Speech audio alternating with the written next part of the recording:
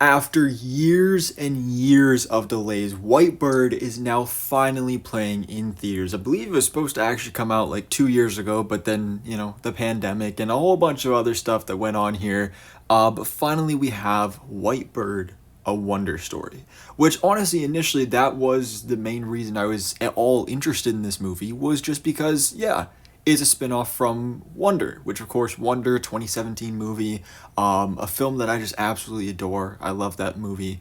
And so the fact that we were getting a spin-off, I thought was really cool. And following the character of Julian in his new school now, I thought that was really interesting. But it's not, the weird thing about this is like, okay, yes, it's connected to Wonder and it takes place in the same universe and it is a spin-off, but this is very different from Wonder. This is a World War II movie, for those of you who don't know already.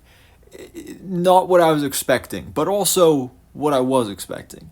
There was such a weird back and forth on this movie because initially I had no idea about that. And then I watched the trailer for the movie and I was like, wait a second, we're in World War II. And that was something kind of slightly concerning me about the film because I don't really like war movies. I'm not into those types of films for the most part. So I was really concerned it was just going to be a hard hitting drama war movie. But the majority of the movie takes place in a barn. It is set within World War II. It's a beautiful coming of age story that just so happens to take place during World War II. So basically, the big connection is yes, we have Julian from Wonder here, adjusting to his new school. So his grandmother tells him a story about when she was a little girl growing up as someone who was Jewish in France during World War II. And it really is a truly beautiful tale. I really thoroughly enjoyed this film. It was a beautiful story. The relationship that is born between the grandmother when she's younger, her name is Zara, and this boy who's also named Julian, and just the relationship and how things go and the obstacles they faced because of course it's during the war, and he was just the cripple. That's all she knew him as, and everybody always made fun of him. But then the Nazis came to basically exterminate the Jews, and she went into hiding and he helped her, and it's just a really, really beautiful emotional story. It made me smile, it made me laugh, it made me cry. Did lots of crying here. Is it a very predictable film? Yeah, definitely, but the journey you go along the way is really, it's a great experience. It just really reminds you how much you hate Nazis, because I freaking hate the Nazis. They are, yeah. Oh, they give you a lot of reasons to hate them here in this movie. And it really just makes me think again, like bigotry to me is just befuddling. Like don't even understand how it's a thing.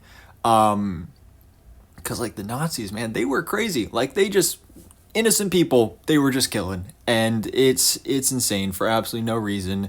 Um, yeah. But it's a great story. It's barely connected to Wonder, but it is. And I will say that's one of the weaker aspects of the film, is because, again, you start and end the film with Julian and his grandmother, and she's telling him this story of when she was growing up. But that's the part I care about the least. I really love this story that's being told, but Helen Mirren and Julian in present day, that's the part I don't really care about as much, and almost kind of takes you out of the story every once in a while when they flash back to like, oh, they're telling this story and Julian's reaction and stuff.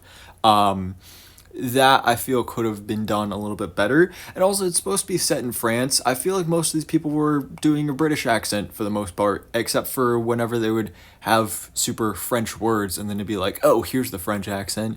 So yeah, that was a bit odd, but overall, a great movie. This was a film that definitely, I, again, I was hesitant going into it, and I was especially thinking like, this is a streaming movie. This is something I should not be paying to go watch this in a movie theater right now. I could just wait a couple months for it to come out on physical digital media. But I'm really glad I experienced this in the theater. I wish this was a film that more people would be going to see and more people knew about. Because, I mean, to be fair, it was a Thursday morning, afternoon when I saw this, so wouldn't expect to see a whole lot of people there anyway. But yeah, it was me and like a couple old people. But we all enjoyed it. It was a great film. Again, nice journey, nice coming of age story set during World War II. Because like I said, I'm not a big fan of war movies, but if you're gonna give me a war movie set during a war, this is the type of film I like. It's very emotional. But yeah, I really quite enjoyed it. So, guys, let me know your thoughts in the comments below. Did you see White Bird, A Wonder Story? Let me know in the comments below. And thanks for watching. Please drop a like if you enjoyed this video and hit the subscribe button so keep up to date on everything that goes on in the movie life.